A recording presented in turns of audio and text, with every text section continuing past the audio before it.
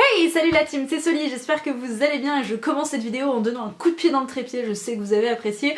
On se retrouve dans cette nouvelle vidéo sur la chaîne pour la pile à lire de l'hiver. Vous allez voir qui est tout à fait tenable. Je pense que ça peut le faire. Après, j'ai peur d'avoir eu les yeux un peu plus gros que le ventre parce qu'il n'y a pas énormément de bouquins en soi, mais c'est pour la plupart des jolies petites pavasses. Donc c'est un petit peu dedans, sachant qu'il y a un des livres que j'ai laissé au rez-de-chaussée. Tout va bien, c'est pas grave, c'est ma lecture en cours. Alors on dit pas de l'hiver, je sais que l'hiver a pas encore commencé tout à fait, que c'est pas tout de suite, mais en fait j'avais envie de faire sur 3 mois, donc décembre, janvier, février, puisque au mois de mars, c'est mon terme, donc même si c'est plutôt fin mars, courant début printemps, ça va être compliqué je pense de jongler avec autant de bricasse et je pense qu'on va avoir suffisamment de chamboulements de notre vie pour mettre de côté un petit peu la lecture à ce moment là. Je pense que voilà, ça va revenir petit à petit après, mais bon, chaque chose en son temps aussi, et donc j'avais envie de commencer cette pile à lire de l'hiver dès ce début décembre. Donc du coup c'est parti. Le premier roman, je l'ai pas avec moi, je suis désolée, je l'ai laissé dans une autre pièce. C'est le premier tome de la saga La passeuse de mots de Alric et Jennifer Twice.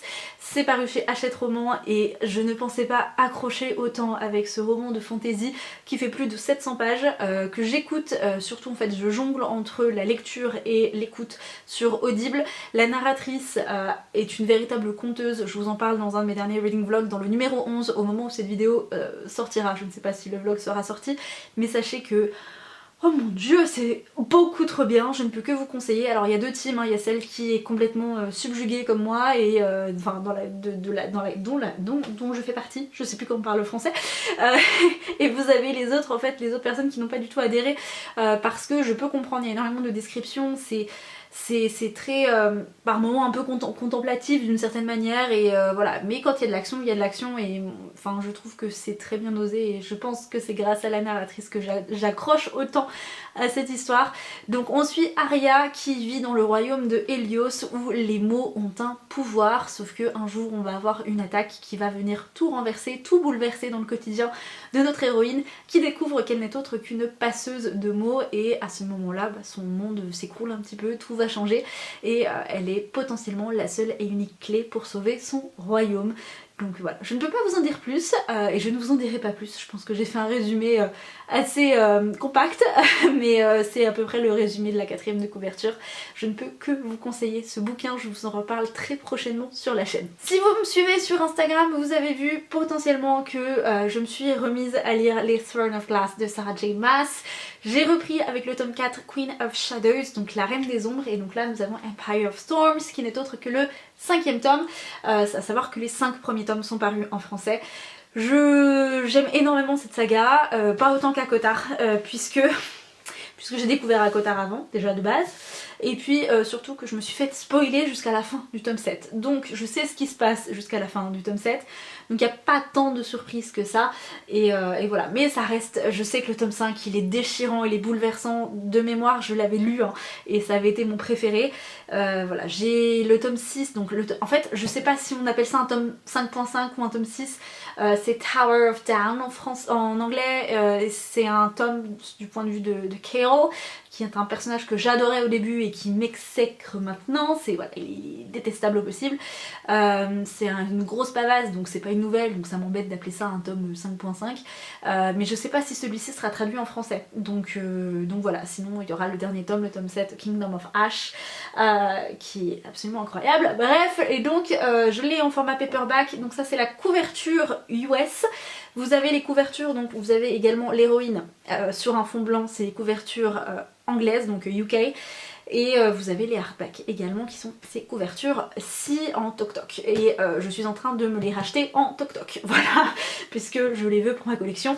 Évidemment, je fais ça juste pour les Acotar, les romans de Jennifer Larmentrout pour From Blood and Ash et Throne of Glass, sinon un exemplaire me suffit largement normalement. Je vais aller très vite sur le prochain roman puisque seulement les 2 premiers tomes sont sortis en français actuellement. Le tome 5 sort en VO le 18 juillet prochain. Il s'agit de la saga From Blood and Ash avec le tome 4 The Warrior of Two Queens de Jennifer Larmentrout.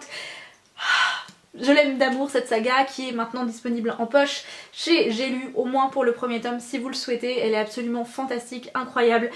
Pour moi elle détrône ACOTAR, c'est vous dire, voilà, mais j'ai vraiment méga accroché avec les personnages, avec l'univers. Je suis pas encore à jour, j'ai lu donc les 3 premiers tomes plus le premier tome de spin-off A Shadow in the Amber. Comme je veux les lire dans l'ordre de parution, je dois lire The War of Two Queens et ensuite le tome 2 Light in the Flame avant de lire le tome 5 qui, je vous l'ai dit, sortira en juillet prochain. Et voilà, et ça, c'est cadeau. Voilà, il est trop beau.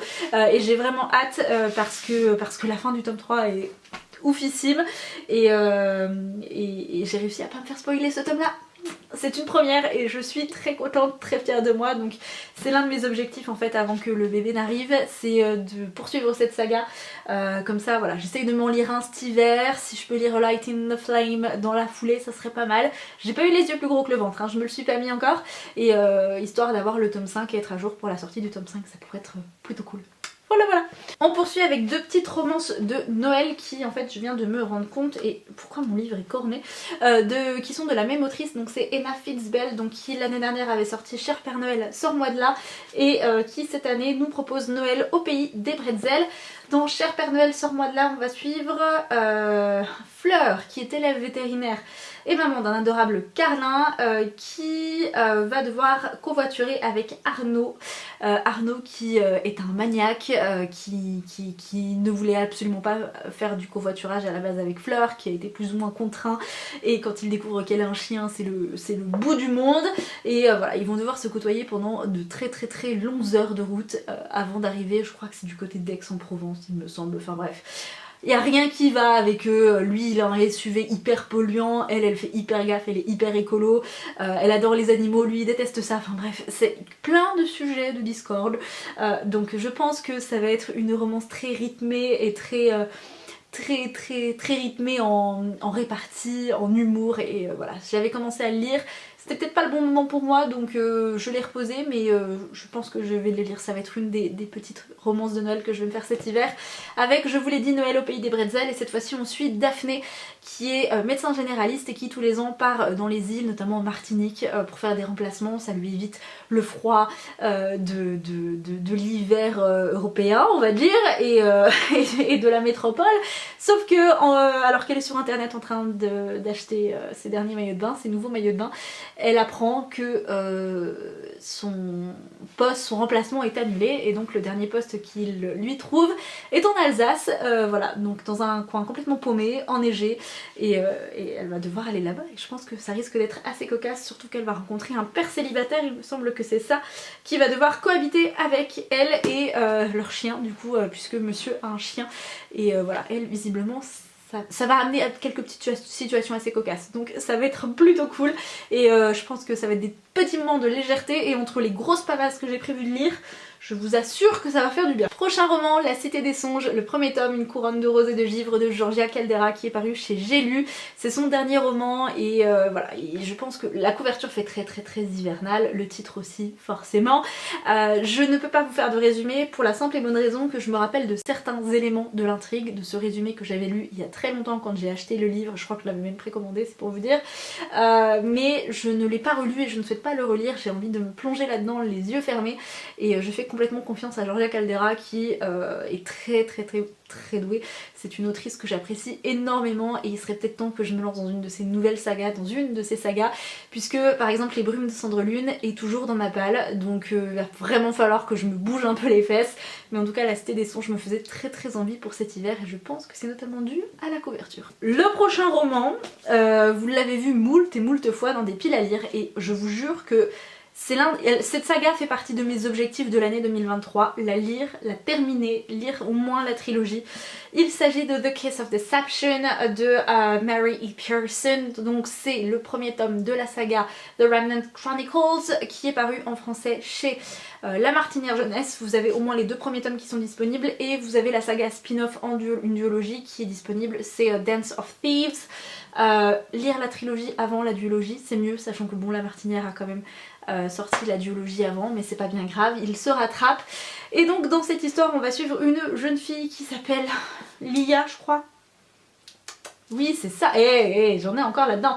Lia qui a 17 ans, qui est censée épouser un inconnu et qui le jour de son mariage dit fuck et s'en va et voilà, s'échappe, s'enfuit et parce qu'elle ne veut pas épouser quelqu'un qu'elle ne connaît pas et voilà, elle veut vivre sa vie donc elle s'enfuit, sauf que à sa trousses, deux personnes vont tenter de la retrouver, donc le prince qu'elle était censée épouser et deuxièmement un assassin qui est employé par un autre chef un autre roi, d'un autre royaume, puisque le fait qu'elle s'enfuit contrecarre un petit peu les plans de certains souverains et voilà, donc elle va rencontrer les deux jeunes hommes, il va y avoir une sorte de triangle amoureux parce qu'elle ne sait pas qui est qui et voilà, et ça va être plutôt cool. C'est une saga qui est très appréciée dans la romantasy et ça fait très longtemps que je veux le lire. À chaque fois je le mets dans une palle et à chaque fois au moment, en fait je le mets dans la palle au moment où j'ai envie de le lire et finalement ça passe un petit peu et finalement je ne le sors pas de ma pile à lire, donc mais voilà, challenge pour l'année 2023, lire The Kiss of Deception. Je vous en reparle dans une prochaine vidéo sur les sagas à lire en 2023 de toute façon. Je vais encore faire de la pub à de Sextus alors que je n'en ai pas envie, mais c'est pas grave. Le dernier, Victoria Aveyard, Realm Breaker, donc c'est sa dernière saga de romantasy. Le tome 2 est sorti en VO cet été, je crois que c'est Blade Breaker qui s'appelle, je l'ai dans ma pile à lire, et oui c'est Blade Breaker. Ce tome 1 devrait sortir en français chez De Saxus, c'est pour ça que je disais ça juste avant, normalement premier trimestre 2023 et sous le titre Les Royaumes Brisés ou Le Royaume Brisé, enfin bref passons. C'est une saga qui me faisait très envie, vraiment de la fantaisie pure et dure et voilà, ça fait un moment que j'ai ce tome là dans ma pile à lire. J'avais commencé à le lire d'ailleurs, j'ai même laissé un marque-page, tout va bien. C'est quel personnage c'est ça? Je ne sais pas qui c'est comme personnage. Ouh là là, c'est une carte Fairy Loot, mais bref. Voilà, donc c'est un des autres livres que je vais devoir lire, enfin que j'aimerais beaucoup lire. Et la beauté, ça je vous le montre. Regardez-moi cette carte, absolument magnifique. Voilà, je ne sais même plus de quoi ça parle pour vous dire.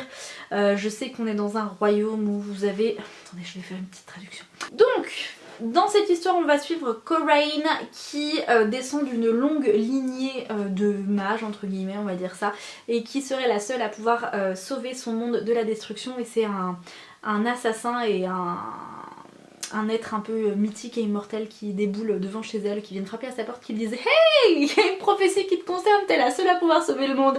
Donc voilà. Because a man who would burn kingdoms to the ground is raising an army unlike any seen before. Blablabla. Donc, Coraine, elle va devoir stopper un homme qui voudrait brûler tous les royaumes pour s'emparer du pouvoir. Ah ouais, with poison in his heart and a stolen sword in his hand, he'll break the realm itself to claim it. D'accord, avec du poison dans son cœur et une épée volée entre ses mains, il serait prêt à briser le royaume lui-même pour le réclamer. Seule Coraine peut l'arrêter. Donc Coraine va se retrouver dans un voyage un petit peu désespéré pour compléter une tâche quasiment impossible avec de la magie qui va se mettre à chanter dans ses veines, sachant que personne ne peut lui apprendre à la dompter. Voilà, ça avait l'air plutôt cool, c'est un résumé très bref, très vague, mais ça avait l'air vachement bien, donc j'espère que je pourrai le lire au coin du feu cet hiver. Et enfin, petit livre doudou qui j'espère rejoindra les livres lus cet hiver, donc c'est La Maison au milieu de la mer céruléenne de TJ Klune. Voilà, qui est paru chez De Saxus également en français, c'était la bonne époque, n'est-ce pas? C'est un livre qui me tentait énormément, que je n'ai toujours pas lu, et on me l'a vraiment vendu comme étant un livre tout doudou, tout cosy, tout tranquille, vraiment presque un peu contemplatif. Il se passe peut-être pas énormément de choses dedans, mais c'est un livre réconfortant. Donc écoutez, je vais partir là-dessus, il va venir compléter cette pile à lire qui va être assez dense en romantasy finalement, et je pense qu'il va me faire du bien au cœur. Donc celui-ci pareil, si je peux le lire au coin du feu, ça sera absolument incroyable. J'en ai terminé avec cette vidéo, j'espère qu'elle vous aura plu. N'hésitez pas à me dire tout ça dans les commentaires, quels sont les livres qui composeront votre palle, si vous avez déjà une petite idée.